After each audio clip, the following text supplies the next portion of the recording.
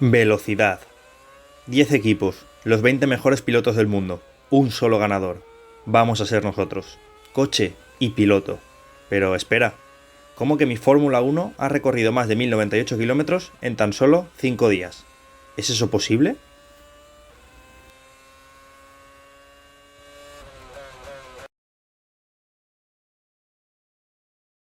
...1098 kilómetros es la distancia justa que hay entre Zandvoort y Monza, localidades que albergan dos grandes premios consecutivos de Fórmula 1 que se desarrollan en un tramo inferior a una semana. Ahora, ¿cómo es posible que los Fórmula 1, esos vehículos que participan en el mayor espectáculo de motor a 4 ruedas existente en el mundo, viajen de una zona a otra con todo lo que ello conlleva prácticamente sin ningún problema? Sí, chicos, lo que estáis viendo aquí hoy, esta camiseta del equipo McLaren oficial de Fórmula 1, no es casualidad. Hoy es momento de entender cómo funciona la logística de la Fórmula 1. 33, desgraciadamente no son. 24 son los grandes premios que tiene esta temporada del año 2024 de Fórmula 1. Hablamos de 24 grandes premios que se desarrollan en 21 países completamente diferentes y en 5 continentes que nada tiene que ver los unos con los otros. Es decir, en cada momento de transporte de un gran premio a otro, 1.400 toneladas son las que han de ser desplazadas y han de ser correctamente ubicadas en tiempo y forma en países y en circunstancias completamente diferentes. ¿Quién asume este reto logístico tan importante? Porque no es que sea cada 2 semanas como la mayoría de grandes premios pueden suceder, es que este año tenemos un montón de carreras conocidas como back to back, que son una semana tras otra, y un montón de carreras que ya son incluso en conjuntos de tríos. Este reto lo asume la empresa especializada DHL, la cual lleva trabajando en conjunto con la organización de la Fórmula 1 durante casi 4 décadas, transportando gran cantidad de equipos, gran cantidad de materiales y gran cantidad de coches de un lugar a otro del mundo, casi por arte de magia. ¿Quieres saber cómo se hace? Quédate en el vídeo. La Fórmula 1 es un deporte de gran tradición inglesa. Hablamos de que muchísimos equipos, entre ellos Red Bull, Aston Martin, Mercedes, evidentemente McLaren, Haas, tienen sus headquarters, sus sedes principales en Reino Unido. ¿Esto implica que sea obligatorio o que haya alguna especie de ley no escrita por la que todas las oficinas de desarrollo se encuentren en esta zona? No. La respuesta es no, pues tenemos el caso de Alfa Tauri o, evidentemente, lógicamente, del equipo por excelencia la Fórmula 1, Ferrari, que tienen sus oficinas, sus centros de desarrollo en el país italiano. Esto es muy importante y hay que tenerlo en cuenta porque la mayoría de carreras de Fórmula 1 se desarrollan en Europa, pero no todas. Tenemos lo que se conocen como grandes premios transoceánicos. La Fórmula 1 es un deporte global a nivel mundial, pues corre en países tan distintos y en zonas tan diferentes como pueden ser China, que este año ha vuelto al calendario después de 5 años de parón, Japón, Arabia Saudí, Qatar, Estados Unidos repitiendo en varias ocasiones como el Gran Premio de Miami o el Gran Premio de Las Vegas, y para ello es fundamental tener en cuenta qué mercancías van a ser transportadas a estas diferentes zonas que tienen distancias tan largas entre sí. Para ello debemos de saber con exactitud la eficiencia de estas mercancías, cómo han de llegar, en qué características, en tiempo, en forma y sobre todo cómo adaptamos los métodos de transporte disponibles a las características de la mercancía y sobre todo a los tiempos de los grandes premios de Fórmula 1. La logística es fundamental y la Fórmula 1 no iba a ser menos.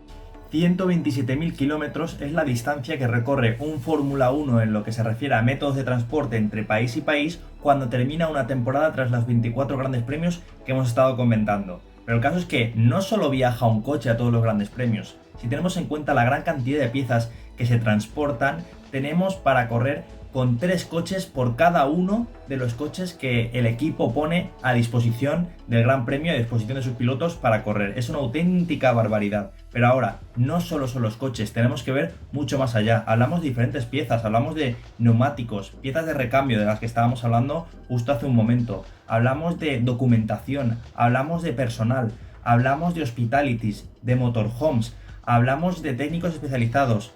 Hablamos de zonas de fan zone para la comodidad de los propios fans que están yendo a disfrutar de un gran premio, de un fin de semana de carreras. Son muchas cosas y para ello un equipo debe tener un criterio muy claro para trasladar información a DHL. Porque todas estas mercancías, todas estas partidas se van a dividir en 2 puntos. En mercancías que son críticas, fundamentales para el desarrollo de un gran premio y en mercancías que no son críticas para el desarrollo del gran premio. ¿Qué diferencia hay entre ellas? Piezas de recambio, motores, calentadores para los neumáticos, sensores, sistemas de medición, equipo y material para los pit stops. Todo esto es, en la gran mayoría de casos, para la gran mayoría de equipos, material crítico y fundamental para el desarrollo de un gran premio. Es decir, sí o sí han de llegar en tiempo y forma y se ha de trasladar esta información a DHL. Es clave para poder desarrollar el gran premio. Ahora, para ello debemos entender qué tipo de transporte es el más adecuado en base a estas características. Si hablamos de un gran premio dentro del viejo continente, dentro de Europa, tal vez apostar por el camión, como es el caso, es la opción más interesante porque no tenemos que cruzar mar ni océano. Pero para los grandes premios transoceánicos fuera de Europa, como estábamos comentando al principio, la opción más interesante es el flete aéreo, dado su velocidad y dado su seguridad. Debemos entender que la Fórmula 1 es un deporte caro, es un deporte donde, a pesar de que en los últimos años se apueste por un entorno más sostenible, el gasto, la inversión es fundamental para poder mejorar y ser competitivos y traer mejoras de manera constante. Hablamos de que, por ejemplo, para cada gran premio, un equipo utiliza entre 25 y 30 juegos de calentadores para los neumáticos. Un juego de calentadores, únicamente uno, cuesta entre 6 y 8.000 euros. Es decir, en cada gran premio, la inversión que un equipo de Fórmula 1 realiza solo en calentadores roza o incluso pasa el $500.000 de euros. Pues sinceramente, en un criterio normal, creo que es lógico entender que todo este tipo de material viaje con transporte aéreo, el más seguro que hay, el más rápido y sí, es el más caro, pero al final el show debe de continuar.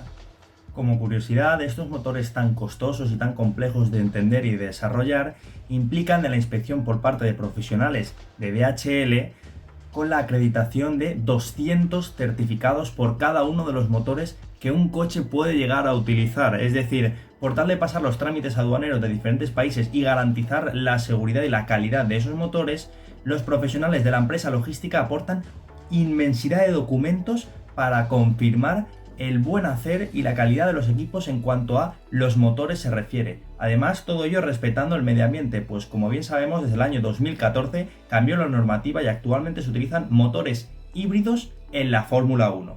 Todo ello hace pensar que el flete aéreo es el adecuado. Gran cantidad de grandes premios con distancias muy longevas que deben de ser recorridas en periodos muy cortos. Pero ahora, ¿qué pasa en los grandes premios más cercanos? Y sobre todo, ¿qué pasa cuando las mercancías no son tan importantes?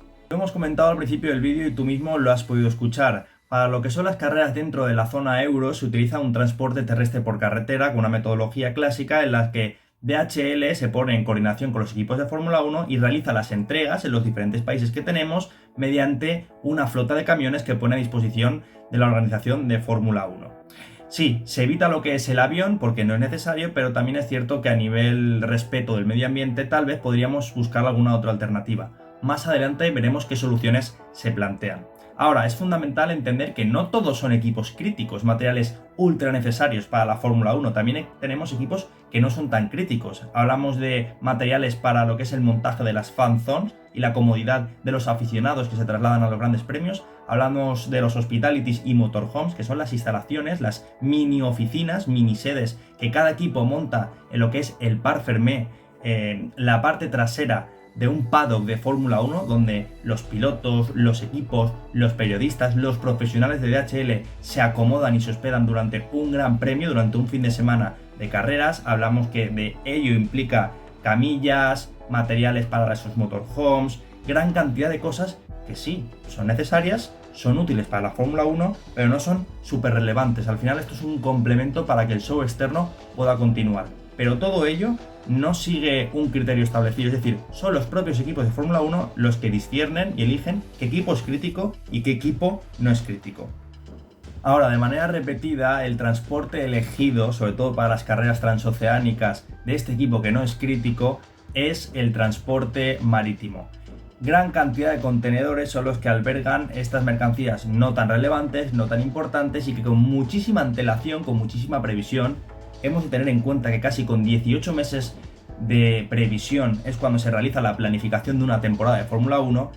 Con ese plazo se empieza a planificar y se empiezan a lanzar los diferentes barcos que van a llegar a diferentes zonas geográficas con estos equipos no tan importantes. De esta manera tendremos unos transit times mucho más largos, pero que no serán un gran problema, pero ahorraremos en costes de lo que se refiere al transporte marítimo para unas mercancías que ni son tan valiosas ni son tan importantes para lo que es el desarrollo.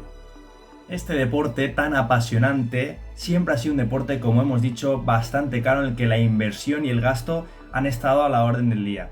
Y es que la Fórmula 1 sí, es increíble, es alucinante ver las mejoras, las últimas actualizaciones a nivel automovilístico, pero en los últimos años se ha replanteado si su modelo es realmente sostenible. Y es que se ha presupuestado un budget cap, un límite, un techo presupuestario para cada equipo de 125 millones de euros anuales, que es el tope que cada uno puede gastar. Como ejemplo, para entender lo que acabo de explicar, podemos citar el caso del equipo Haas de Fórmula 1, el cual contaba con un pit wall, con un muro de ingenieros que se encuentra a pie de pista informando y comunicándose con el piloto para ver las últimas actualizaciones y situaciones de carrera o de la misma sesión o cómo se comporta el coche. Pues el equipo ha decidido reducir lo que es el pit wall, pasando de 6 ingenieros en pista a 3 ingenieros. ¿Esto qué significa? Significa que ahora el equipo cuenta con 250.000 euros de más que puede destinar a otras cosas en su gestión del techo presupuestario. 250.000 euros es muchísima cantidad, también en la Fórmula 1. ¿Es el budget cap la única forma en la que la logística de la Fórmula 1 es sostenible? La respuesta es no. En el transporte aéreo, DHL utiliza un modelo de avión conocido como Boeing 777, el cual reduce en un 17% las emisiones contaminantes de CO2 a la atmósfera, un dato muy interesante. Respecto al transporte terrestre, la alternativa que planteaba yo anteriormente sí se sigue centrando en lo que es la entrega por camión, pero DHL utiliza una flota de 37 camiones que funcionan con biocombustible y son un 87% menos perjudiciales para nuestra biodiversidad y nuestra atmósfera. Y por último, y no menos importante, en el transporte marítimo, que se siga apostando por este método de transporte implica que se contamine muy poco. No debemos de olvidar que las entregas por barco representan la forma de entrega menos contaminante en datos macroglobales. Como conclusión, me gustaría destacar que este show de la Fórmula 1, la posibilidad de que nosotros desde nuestra casa podemos disfrutar durante 9-10 meses de 24 grandes premios, no es magia. ¿Parece magia? Sí, pero el desplazamiento y coordinación de equipos, pilotos, personal, periodistas, profesionales de DHL, aficionados, todo esto es posible gracias a la logística que hay detrás y la coordinación que hay entre los diferentes actores dentro de la Fórmula 1. Creo que los profesionales que se dedican y trabajan a esto implican muchísimo esfuerzo, muchísima dedicación y muchísima constancia y muchísima resolución a quebraderos de cabeza que no cualquier persona puede estar dispuesta a realizarlo. Y debemos de entender el por qué igual muchas veces no es viable que lamentablemente Fernando Alonso cuente con las últimas mejoras, porque logísticamente tal vez no todo es posible, pero sí, parece que la Fórmula 1 casi todo va a llegar siempre y no vamos a tener ningún problema. Hay que valorar el hecho de que podamos encender la televisión, podamos entrar en nuestra plataforma y podamos ver la Fórmula 1 prácticamente cada 2 semanas, incluso cada semana. Es una auténtica pasada.